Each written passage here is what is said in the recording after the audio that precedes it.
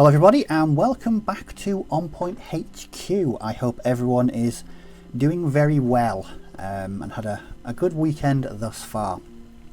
What I thought I'd do is just a very quick sort of a video I've not done for a while, sort of an update from the desk type thing. I've been working on quite a few different bits and pieces over the past week or so. So what I thought I'd do, bit of an update video from the desk. Not an awful lot of German stuff. In fact, very minimal German stuff, which is quite rare for the channel. What we'll do is we'll get onto the German stuff first. I'll show you exactly what I've been up to. So I'm just going to mess with the camera here. So look at that. Okay. So before I show you these, in my recent video, I outlined my sort of 6,000 point bolt action project. And when I was doing that, I was going through the army's journey, but looking at what bits and pieces I haven't actually added to the army yet. And one of the sections was is Kriegsmarine, sort of, you know, from the German Navy. Now I'm aware that several manufacturers do make Kriegsmarine sections, but I'm not too keen on the sort of straight off the ship look that many of them have got. I was doing a bit of research and I found out that there's the Kriegsmarine were often, you know, wearing sort of more infantry looking uniforms when they're on like coastal patrols and that kind of thing. So I thought, would I be able to make something like that? So this is what I've done. So these are just some random metal miniatures I had lying in a bits box. The main thing I noticed is their trousers. That a lot of them didn't have gaiters. This had just long trousers that went to the floor. Big boys trousers, as I used to call them when I was but a young whippersnapper, but I digress. So what I thought I'd do is just sculpt on some long trousers, bit of green stuff, just to elongate the trousers there, and then just gave them a sort of dark blue naval looking uniform with a bit of probably massively historically inaccurate insignia.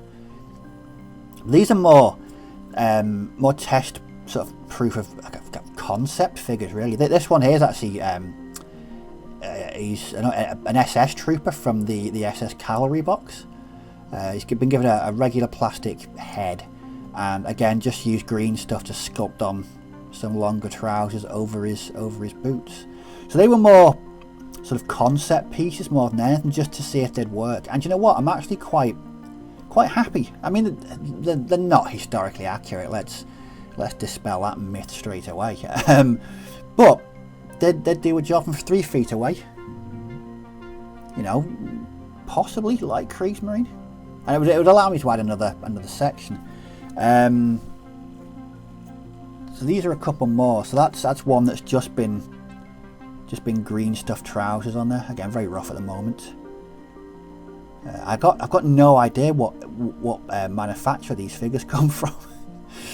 These ones, I've had them for years and I can't remember where I got them from. But that's the idea there, just using green stuff. And I've just made an NCO as well. So this is using the a plastic Blitzkrieg body, SS arms, and it's a metal SS head. But what I'm going to do is paint the cap more nautical looking, so he looks like more of a naval officer than what he is at the moment, because he looks like a mishmash of all different bits and pieces at the moment. But that's the plan for those. So that's my Kriegsmarine. Again, just very much a concept thing at the moment, but don't be surprised if I end up putting together a whole section of these. Okay, so that's it for the German stuff. The rest is all British and French. Start off with these. So this is, I did a video about one of these. These are actually 3D prints. They're the AMR 35 sort of tankette type thing from my early war French. These are actually made by Paint and Glue Miniatures. Really great company. There's some fantastic 3D printed vehicles. Gary's got such such an eclectic mix of vehicles from across loads of different periods. I'll pop a link to his website in the description of this video. If you need just obscure vehicles, you know, Gary's your man.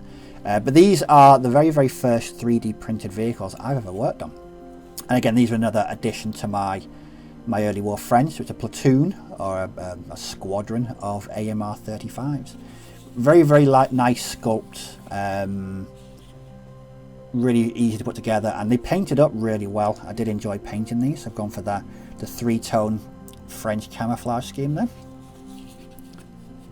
But I'm really looking forward to using these when we can start throwing some dice around again, which hopefully will be in the very near future. I'm really looking forward to getting these on the tabletop, because nothing says early war like little zippy tanks like this.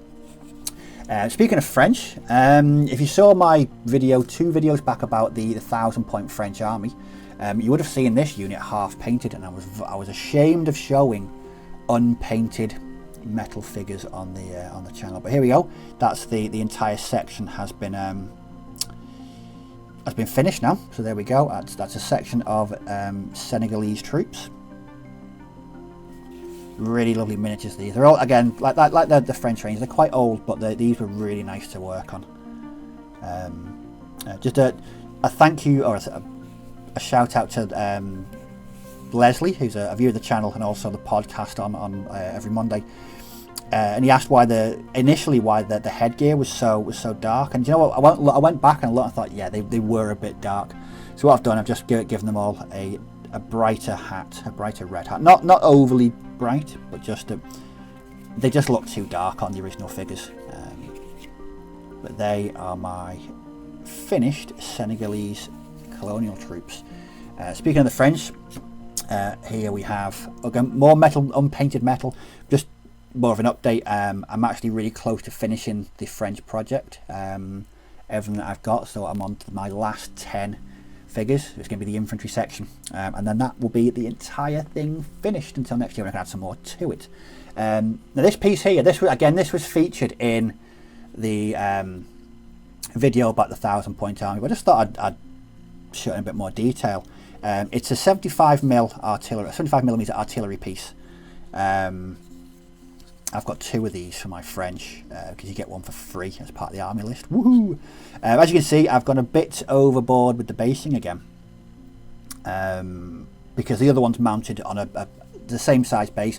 This is just it's a 10x10 piece of MDF, and the way I built this, so I first layered on bits of corkboard, added sort of the bits of timber there. They're just roughly cut bits of balsa wood. Then I built up the entire front using filler. Once that was dry, painted it brown. Then I used Vallejo thick mud to make it look a bit muddy, and then it was just static grass and a bit of clump foliage.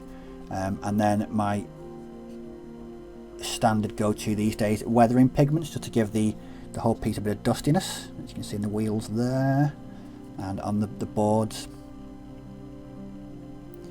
But again, really enjoyable piece to put together. I think I'm getting the hang of painting French French camouflage. But again, another really lovely kit. Yeah, just a lot of fun to put together. Really enjoyed that. So that's the last of my French. Now the last 2 bits and pieces, these are old. These are some of the first bolt action vehicles I ever painted back in the day. But they've been locked away in a box. I've not really looked at them. So I thought I'd dig them out, give them a bit of new bit of paint and some weathering. These are from my old British army that I'm thoroughly ashamed of, because it's really not very good. But this is an M10, so it's a tank destroyer. But what I've done is I've added British heads to turn them into it, make it a British crew. I've not got the Wolverine, which was the the Achilles. Sorry, the Wolverine was the American one, I believe, and the Achilles was the British version of the M10. This is just the American version, but with a British crew. So it's gonna be a count as. I'm not particularly bothered. But what I did, so a bit of paint and then a bit more weathering. I think that's come out really quite well. This is one of Warlord Games' old, I don't know, resin kits. So resin and metal. But very nice kit from what I remember building it so long ago. It just seemed a shame that these 2 are really nice kits and they were just languishing in a box, not being used. So with the news or the rumours that there's new plastic British being released next year, I'm looking at what I've got British wise, because I really want a late war British Army, and I think these will be good support. And the second one of the freshly rescued 2 is my favourite tank of World War II. It's the Churchill. Just how awesome is the Churchill tank? Very awesome. Everyone should respond. So again, just a new lick of paint, and then weathered using Vallejo weathering pigment. Bit of stowage on the back there, and then an aerial. That's actually a bristle off a floor brush. I use all my aerials off either from floor brushes or guitar string, but this is from a floor brush. Again, some armoured support for my upcoming next year British project. Hopefully when the new plastics are released, if and when they are, I'm going to be a tremendously happy chap. Let's put it that way. So that's what I've been up to. French, British and German. Yeah, let's put the camera back, there we go. So I hope you enjoyed that. Again, just a brief scoot across the painting desk. Over there you will also see some I'm not going to show you in a minute, sort of an ongoing project. There's some European SAS that I'm currently working on.